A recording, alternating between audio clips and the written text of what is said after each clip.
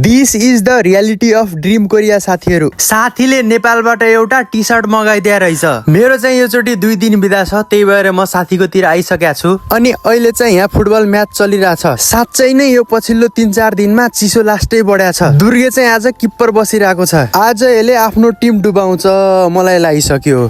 खासै चिसो नहोला भनेर सर्ट लगाएर आए, कस्तो चिसो भइरहेछ। नभन्दै दुर्गेले 1 गोल खाइगयो नि।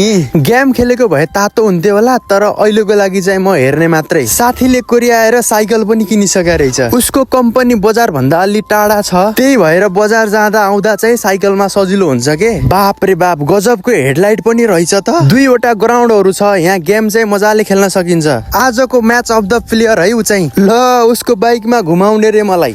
खै छोड, म आफै चलाउँछु भनेर साइकल मैले चलाउन थाले। भिडियो बनाउँदै रहेछ, उसलाई देखाउँदाखेरि म नदेखिने अनि मलाई देखाउँदाखेरि उ नदेखिने। तर एउटा कुरा के साथीहरु, कति छिटो कोरिया आएको 10 महिना भइसकेछ। अब 1 घण्टा 2 घण्टा भन्दा भन्दै दिन जान्छ अनि स्यालेरी आउने दिन कुर्दा कुर्दै महिना जान्छ।